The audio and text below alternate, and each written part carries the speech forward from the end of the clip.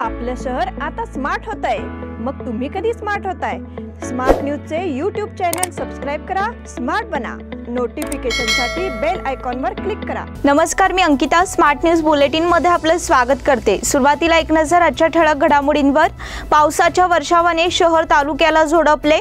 भारताला पुन्हा मिळणार स्विस बँकेतील काळ्या पैशाचा तपशील।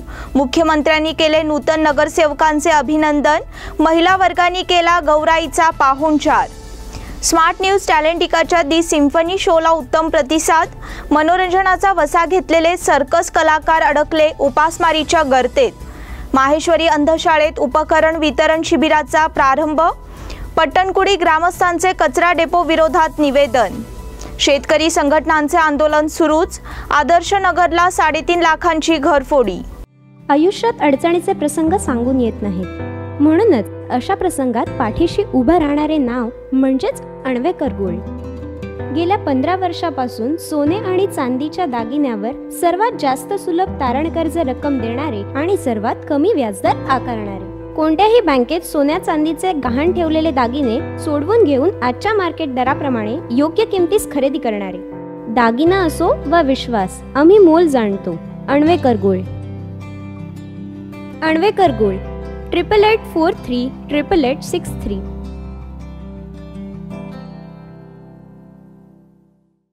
आणि आता पाहूयात सविस्तर बातम्या। मागील काही दिवसांपासून विश्रांती घेतलेल्या पावसाने पुन्हा एकदा जोरदार पुनरागमन केले आहे। पावसाच्या जोरदार सरींनी शहर आणि तालुका परिसराला चांगलेच झोडपून काढले आहे। त्यामुळे पुन्हा एकदा शहर आणि तालुका परिसर जलमय बनला आहे। सलग 3 दिवसांपासून सुरू असणाऱ्या पावसामुळे अडचणीत असणाऱ्या पिकांना दिलासा मिळाला आहे। शेतकऱ्यांनी सुटकेचा निश्वास सोडला असून पिकांना पोषक वातावरण तयार झाले आहे। नदी नाल्यांच्या पात्रातील पाण्याच्या पातळीत देखील वाढ झाली आहे। मागील 15 दिवस पावसाने दडी मारली होती, यामुळे हातातोंडाला आलेली पिके अडचणीत सापडली होती। पाण्याअभावी पिके कोमेजू लागली होती। माळ रानातील पिकांना धोका निर्माण झाला होता। पिकांना वाचवण्याचा खटाटोप शेतकऱ्यांकडून सुरू होता। पावसाने गणेशोत्सवाच्या तोंडावर हजेरी लावली असून पिकांना जीवदान मिळालेले आहे। भारताला पुन्हा मिळणार स्विस बँकेतील काळ्या पैशाचा तपशील। स्वित्झर्लंडने गेल्या 2 वर्षात प्रत्येक वेळी सुमारे 30 लाख खातेधारकांचा तपशील जाहीर केला आहे। मात्र यावेळी ही संख्या वाढण्याची शक्यता आहे। स्विस बँकेत भारतातील काळे पैसे असणाऱ्या खातेधारकांची माहिती सप्टेंबर महिन्यात मिळणार आहे। पहिल्यांदा स्वित्झर्लंडमधील भारतीयांच्या मालकीच्या स्थानावर मालमत्तेची माहिती मिळणार आहे। स्वित्झर्लंडची स्विस बँक भारतीय खातेधारकांच्या माहितीचा 3रा संच या महिन्यात भारत सरकारला देईल। पीटीआयच्या मते ही माहिती ऑटोमॅटिक एक्सचेंज ऑफ इन्फॉर्मेशन अंतर्गत दिली जाईल। या संचामध्ये पहिल्यांदाच भारतीयांच्या मालकीच्या स्थानावर मालमत्तेचाही तपशील असेल। मुख्यमंत्र्यांनी केले नूतन नगरसेवकांचे अभिनंदन। बेळगाव महापालिकेत निवडून आलेल्या भाजपच्या नगरसेवकांनी सोमवारी मुख्यमंत्री बसवराज बोम्मई यांची भेट घेतली।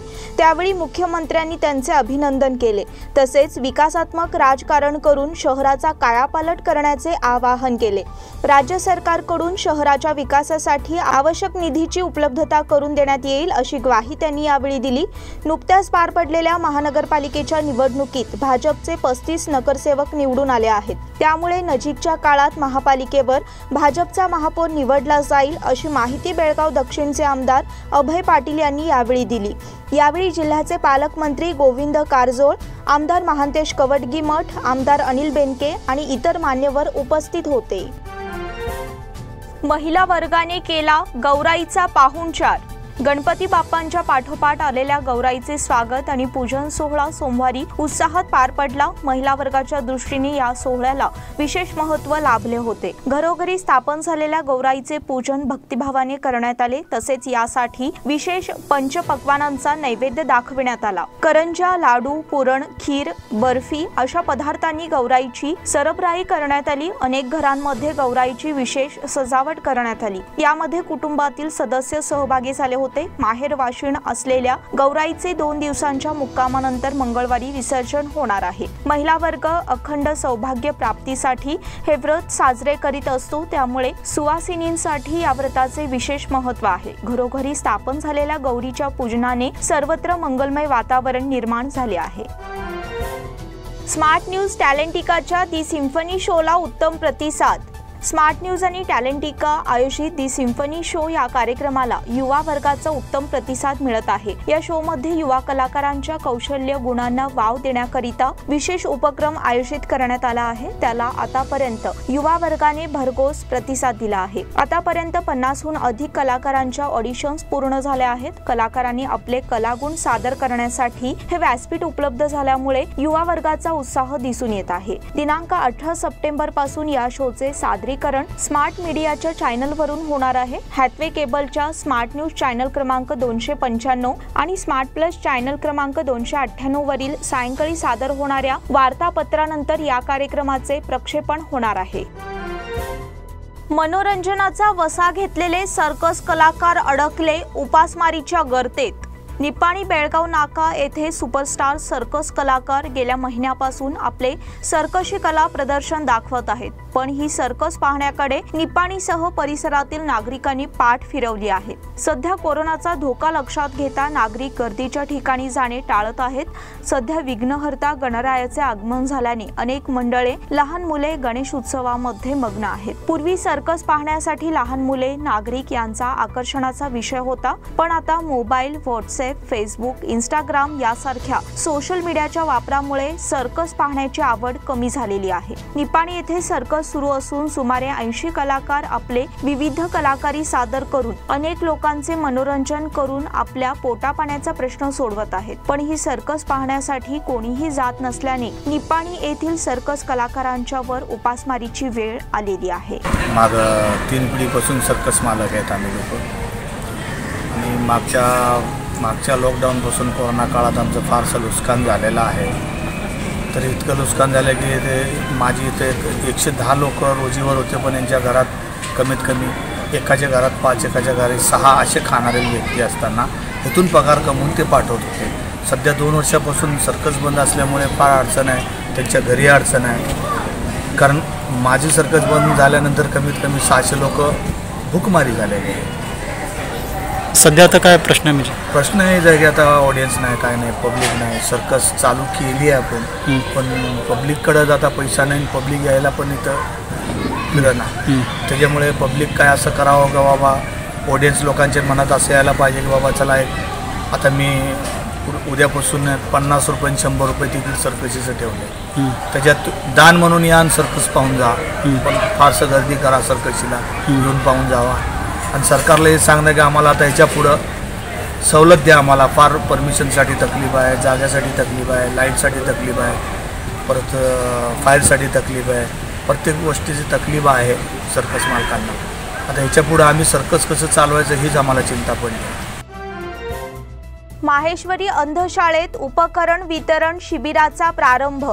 भारतीय रेड क्रॉस संस्था, जिल्हा दिव्यांग पुनर्वसन केंद्र, जिल्हा अंधत्व सेवा संस्था आणि इतर संस्थांच्या सहकार्याने येथील माहेश्वरी अंधशाळेत गरजूंसाठी उपकरण वितरण शिबिराचे आयोजन करण्यात आले आहे। याचे उद्घाटन जिल्हाधिकारी MG हिरेमठ यांच्या हस्ते करण्यात आले। या माध्यमातून गरजूंना वाचा आणि श्रवण यंत्राचे उपकरण देण्याची योजना आहे, अशी माहिती देण्यात आली। यावेळी जिल्हा पंचायतीचे CO HV दर्शन, भारतीय रेड क्रॉस संस्थेचे बेळगाव विभाग अध्यक्ष अशोक बदामी, सचिव डॉक्टर DN मिसाळे, माहेश्वरी अंधशाळा व्यवस्थापन मंडळाचे अध्यक्ष विकास कलघटगी, मुख्याध्यापिका अनिता गावडे आणि इतर मान्यवर उपस्थित होते। या कार्यक्रमाला मान्यवर, निमंत्रित तसेच गरजू विद्यार्थी आणि पालक उपस्थित होते। हे शिबिर दिनांक 16 सप्टेंबर पर्यंत चालणार असल्याची माहिती देण्यात आली।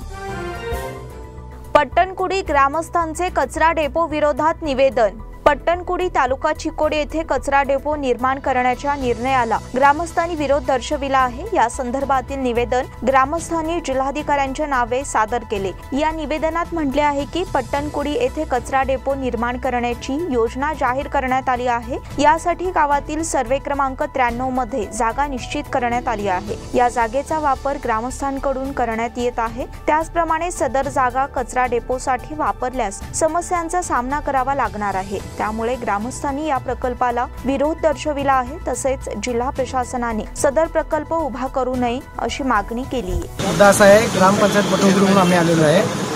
कचरा डेपो प्रकल्प तिथं निर्माणचं योजना आखलेली आहे, ग्रामपंचायतनं ठराव बी मांडलेला आहे। आणि ठराव मांडताना त्यांनी काय चूक केलेली आहे, आमची SC STची मागणी होती की घरं आम्हाला द्या, मग त्या घराच्या बाजूलाच लगत त्यांनी काय केलेलं आहे, कचरा डेपो केलेला आहे. मग आता तुम्हाला एक प्रश्न आहे रिपोर्टर लोकांना की कचरा डेपोच्या बाजूला परत एसी लोकांना थांबवायचं काय किंवा राहायला जागा द्यायचं काय? त्या कचरा डेपोपासून जे येणारे रोग आहेत, मग ते डेंग्यू असेल, मलेरिया असेल, त्या SC/ST लोकांना झालं तर त्याला जिम्मेदार कोण? पंचायतच असेल ना, पंचायत PDOच असेल ना. ह्या गोष्टी आहेत, ह्या गोष्टी तुम्ही नमूद करून जास्तीत जास्त प्रमाणात या गोष्टीचा प्रसार व्हायला पाहिजे आणि ते SC/STला जागा मिळायला पाहिजे अशी आमची इच्छा आहे. आणि मुद्दा असा आहे, आम्ही जे त्यांना दिलेला आहे पर्याय 175 सर्वे नंबरला ती जागा जायला पाहिजे कचरा डेपोची, कारण तिथं एकही वस्ती नाही आहे, एकही घर नाही आहे. शेतकरी संघटनांचे आंदोलन सुरूच. आपल्या विविध मागण्यांच्या पूर्ततेसाठी शेतकरी संघटनांनी येथील जिल्हाधिकारी कार्यालयासमोर आंदोलन सुरू केले आहे. सोमवारी जिल्हाधिकाऱ्यांच्या नावे निवेदन देऊन शेतकऱ्यांच्या समस्या मांडण्यात आल्या. या निवेदनात म्हटले आहे की शेतकरी बांधव सध्या विविध समस्यांनी ग्रासले आहेत. तशातच सरकारकडून शेतकरी विरोधी धोरणांचे मार्ग लादले जात आहेत. यामुळे शेतकरी संकटात आहेत, याची गंभीर दखल घेण्यात यावी अशी मागणी निवेदनाद्वारे करण्यात आली. यावेळी जिल्हाधिकारी MG हिरेमठ यांनी निवेदनाचा स्वीकार करून याबाबत सरकारला कळविण्याचे आश्वासन दिले. आदर्श नगरला 3.5 लाखांची घरफोडी. आदर्श नगर 6वा क्रॉस येथे बंद घर फोडून 78 ग्रॅमचे दागिने आणि चांदीच्या काही वस्तू लांबविल्या. याची किंमत अंदाजे 3,50,000 रुपये होते. गणेशोत्सवासाठी घर बंद करून गावी गेल्यानंतर चोरट्यांनी किमती ऐवजावर डल्ला मारला. टिळकवाडी पोलिसांनी दिलेली माहिती अशी की विनायक रामकृष्ण वेर्णेकर हे सोने कारागीर असून ते मूळचे हनगल तालुका हवेली येथील आहेत. गेल्या अनेक वर्षांपासून ते आदर्श नगर 6वा क्रॉस येथे भाड्याने राहतात. 9 सप्टेंबर रोजी गावी गणेश प्रतिष्ठापना करण्यासाठी ते कुटुंबियांसह गेले होते. रविवारी सकाळी परतले तेव्हा घरच्या मुख्य दरवाजाचे कुलूप तोडल्याचे दिसून आले. आज जाऊन पाहिले तेव्हा कपाटातील 3.5 लाखांची घरफोडी, साहित्य विस्कटून 78 ग्रॅमचे दागिने आणि चांदीच्या काही वस्तू चोरट्यांनी पळवून नेल्या. त्यांनी ही माहिती टिळकवाडी पोलिसांना कळवताच पोलिसांनी घटनास्थळी भेट देऊन पंचनामा केला. या बुलेटिन मधील पुढील बातम्या छोट्याशा विश्रांतीनंतर. Poddar brothers jewellers, a perfect blend of traditional and modern jewelry in North Karnataka, Goa and southern Maharashtra, serving since 5 generations.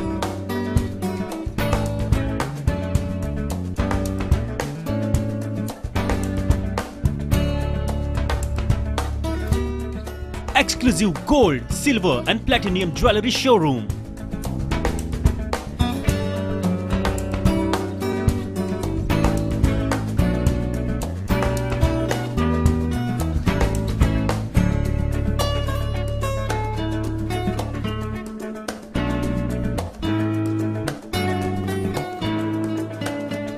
Poddar Brothers, Poddar Sons and Grandsons. Khade Bazar, Belgaum. Call is on 0831 240 5550 or 51 or 52 or 53. Visit us at www.poddarjewelers.com.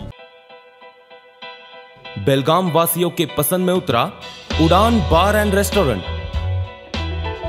Social distancing का ख्याल रखते हुए हमारा staff देता है बेहतरीन service का विश्वास। यहां है पार्टी और फंक्शन के लिए 3 आलीशान हॉल, कारपोरेट डिनर मीटिंग के लिए 3 अलग कक्ष, IPL मैच देखने के लिए 3 बड़े स्क्रीन की विशेष सुविधा।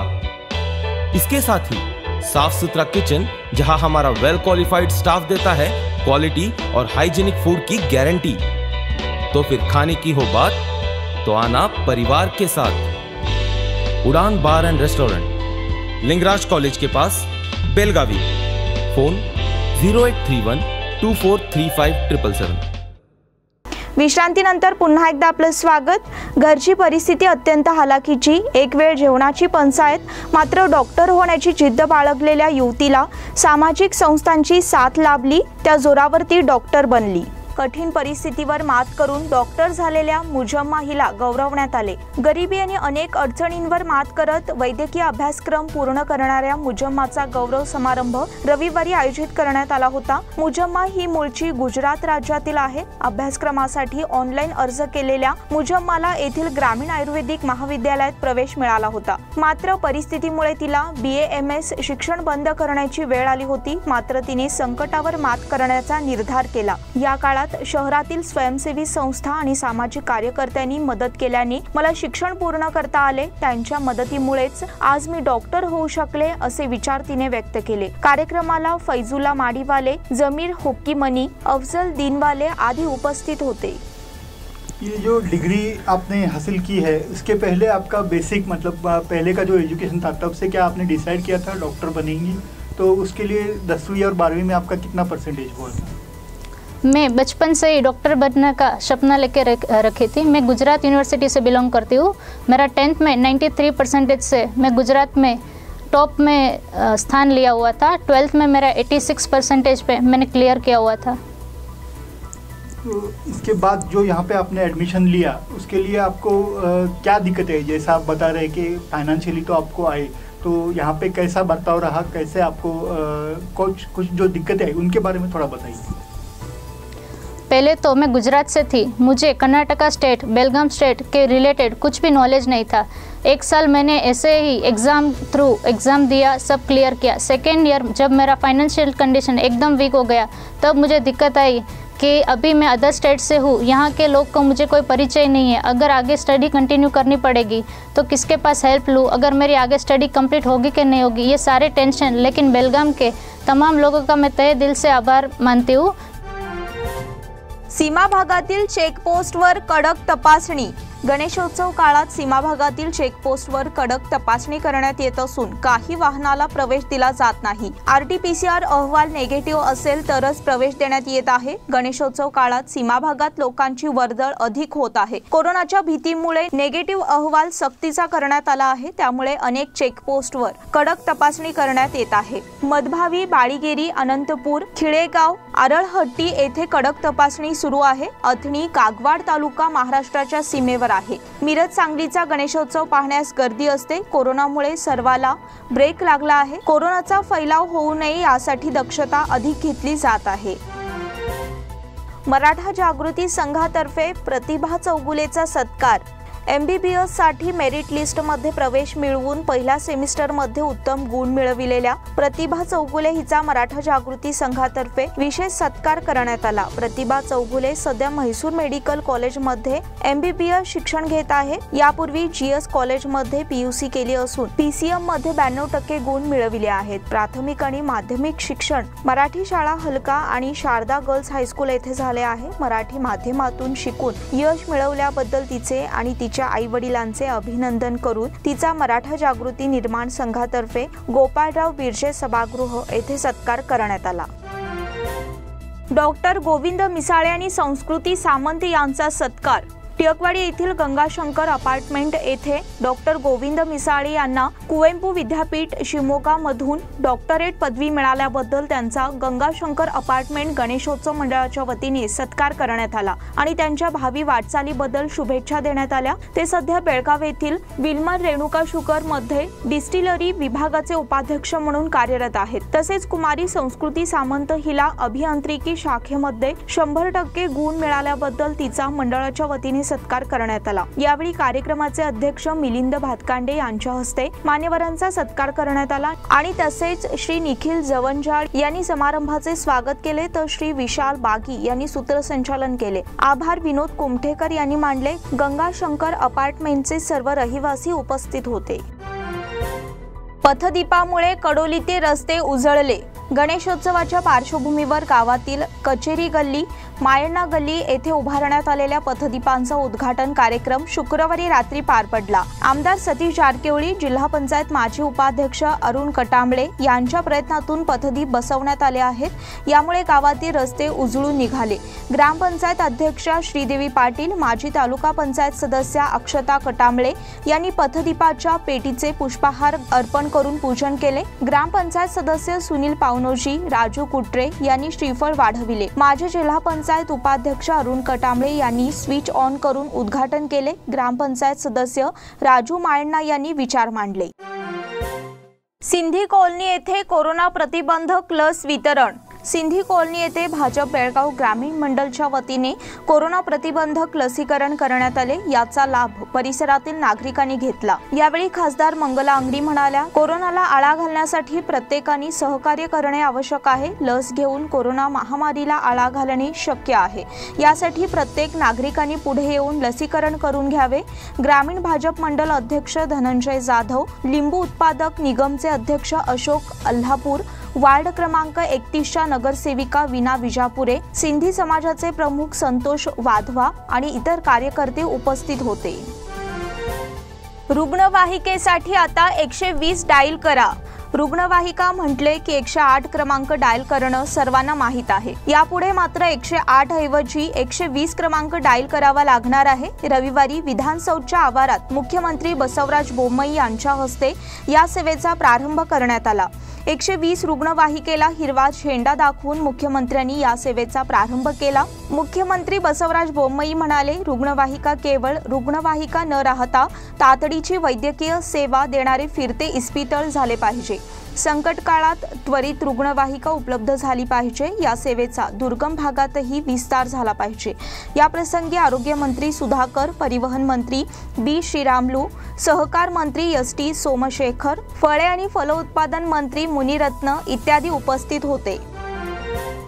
दूधसागर नजीक बेंगलोर येथील युवकाचा मृत्यू। जगप्रसिद्ध दूधसागर धबधबा अधिकृतरित्या बंद असला तरी पर्यटक मोह आवरत नसल्याने काही रेल्वेने तर काही चालतच जात असून बेंगलोर येथील काही युवक युवती मध्यरात्री 1च्या दरम्यान दूधसागर नजीक असणाऱ्या करंजोल स्थानकाजवळ उतरून पायी दूधसागर धबधब्यावर जात असताना 5 नंबर बोगद्याजवळ लहान धबधब्याजवळ मजा घेताना पाय घसरून पडून डोकं आपटल्याने युवकाचा मृत्यू झाला। तर दूधसागर पर्यटनासाठी बंद असल्याने हे प्रकरण रेल्वे खात्याच्या अंगलट येण्याच्या भीतीने याची वाच्यता मात्र करण्यात आली नाही। सदर घटना गोवा हद्दीत झाली आहे।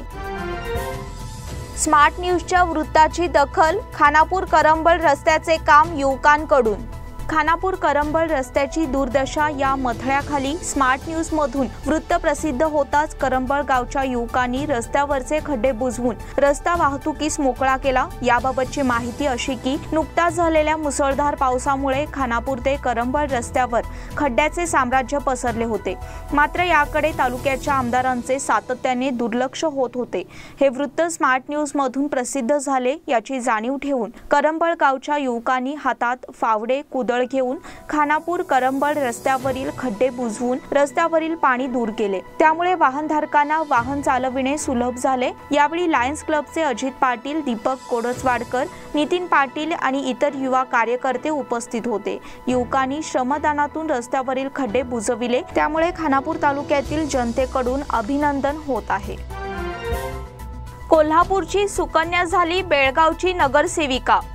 कोल्हापूरचे माहेर आणि बेळगाव हे सासर असलेल्या अफरोज शकील मुल्ला या बेळगावातील नगरसेविका बनल्या आहेत। नुकत्याच झालेल्या मनपा निवडणुकीत त्यांनी वार्ड क्रमांक 5 मधून विजय मिळविला। याबद्दल कोल्हापूर येथील विविध संघ संस्थांनी त्यांचा सत्कार केला। कोल्हापूरच्या शाहू महाराजांनी ज्याप्रमाणे सर्व समाजाच्या कल्याणासाठी योजना राबविल्या, त्याच पद्धतीने आपण बेळगावात सर्व समाजाच्या लोकांसाठी कार्यरत राहू अशी ग्वाही अफरोज मुल्ला यांनी दिली। कोल्हापूर येथील बैतुलमाळ कमिटी तसेच मुस्लिम बोर्डिंग कमिटी यांच्या वतीने हा सत्कार झाला। यावेळी कादर मलबारी, जाफर बाबा, वासिम सय्यद, जाफर मलबारी, याकूब खाटिक, वासिम बागवान, रहीब मनेर, राजू नदाफ, शकील मुल्ला यांच्यासह इतर सदस्य उपस्थित होते।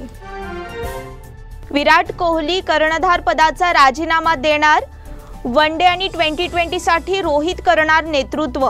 भारतीय क्रिकेटमध्ये येत्या काही महिन्यात मोठे बदल होण्याची शक्यता आहे। सध्या कसोटी, वनडे आणि 2020 साठी एकच कर्णधार आहे, पण काही दिवसात हे चित्र बदलू शकते।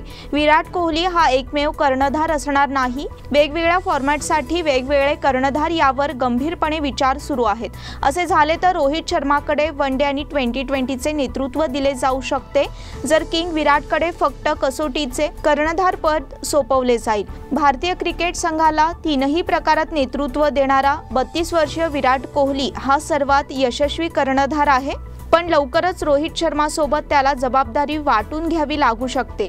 ऑक्टोबर-नोव्हेंबर मध्ये होणाऱ्या 2020 वर्ल्ड कप नंतर याचा निर्णय होऊ शकतो। टाइम्स ऑफ इंडियाने भारतीय क्रिकेट नियामक मंडळातील सूत्रांच्या अहवालाने हे वृत्त दिले आहे. डेनिल मेदवेदेवने जिंकले अमेरिकन ओपनचे जेतेपद. अमेरिकन ओपन टेनिस स्पर्धेच्या पुरुष एकेरीत रशियाच्या डेनिल मेदवेदेवने जागतिक क्रमवारीतील अव्वल सर्बियाच्या नोवाक जोकोविचचा पराभव करून विजेतेपद पटकाविले. मेदवेदेवने जोकोविचचा 6-4, 6-4, 6-4 असा पराभव करत पहिले ग्रँड स्लॅम विजेतेपद मिळविले. या पराभवामुळे जोकोविचचे विक्रमी ग्रँड स्लॅम जिंकण्याचे स्वप्न भंगले. जोकोविच विक्रमी 21वे ग्रँड स्लॅम विजेतेपद मिळविण्यासाठी मैदानात उतरला होता, पण अंतिम सामन्यात तो लईमध्ये दिसला नाही. सलग 3 सेटमध्ये त्याचा पराभव झाला. दुसऱ्या बाजूला तिसऱ्यांदा ग्रँड स्लॅम फायनलमध्ये पोहोचलेल्या 25 वर्षीय मेदवेदेवने करिअरमधील पहिले ग्रँड स्लॅम विजेतेपद मिळविले. श्री गणेश शरीरसौष्ठव स्पर्धा उद्या. बेळगाव जिल्हा शरीरसौष्ठव असोसिएशन यांच्या सहकार्याने झेंडा चौक मार्केट सार्वजनिक गणेशोत्सव मंडळातर्फे जिल्हास्तरीय रत्नाकर शेट्टी स्मृती प्रसिद्ध 17वी श्री गणेश स्पर्धा आयोजित करण्यात आली आहे. अनगोळ येथील रामनाथ मंगल कार्यालयात 14 सप्टेंबर रोजी होणार आहे. ही स्पर्धा 55, 60, 65, 75, 80हून अधिक वजनी गटात होणार आहे. पहिल्या 5 विजेत्यांना अनुक्रमे रुपये 2500, 2000, 1500 आणि 1000ची 2 बक्षिसे देण्यात येणार आहेत. बेस्ट पोझरसाठी 1000 रुपये आणि किताब विजेत्याला 5000 रुपये, प्रमाणपत्र, बेल्ट आणि फिरते चषक देऊन सन्मानित करण्यात येणार आहे. स्पर्धेला प्रमुख पाहुणे म्हणून शरद केश कामत, अविनाश पोद्दार, राहुल जारकीहोळी, प्रणय शेट्टी, श्रीकांत देसाई, दिलीप चिटणीस, शिरीष गोगटे, संजय शंकर, अशोक नाईक यावेळी उपस्थित राहणार आहेत. महानगरपालिका निवडणुकीत विजयी झालेले माजी शरीरसौष्ठवपटू राजू भातकांडे, नितीन जाधव यांचा या स्पर्धेवेळी विशेष सत्कार करण्यात येणार आहे. याप्रसंगी होली हायड्रॉन समूहाचे तेजस्विनी कुलकर्णी उंद्रे यांचा यावेळी खास सत्कार करण्यात येणार आहे. मानस स्पोर्ट्स डेव्हलपमेंट फाउंडेशन विजेता. गडिंग्लज युनायटेड संघांना अविजित 14 वर्षाखालील युनायटेड चषक फुटबॉल स्पर्धेत बेळगावच्या मानस स्पोर्ट्स फाउंडेशनने विजेतेपद पटकाविले. या स्पर्धेतील उत्कृष्ट फुटबॉलपटू सोफियान चौधरी, सर्वोत्कृष्ट गोलरक्षक श्रेयस बसुर्तेकर, बचाव फळीतील सर्वोत्कृष्ट फुटबॉलपटू जय राऊत यांना खास चषक देऊन गौरवण्यात आले. स्पर्धेतील पहिल्या सामन्यात मानस स्पोर्ट्स फाउंडेशन संघाने BFC संघावर चुरशीच्या सामन्यात 1-0 असा विजय मिळविला. याचबरोबर स्मार्ट न्यूजचे आजचे बुलेटिन इथेच संपले. धन्यवाद.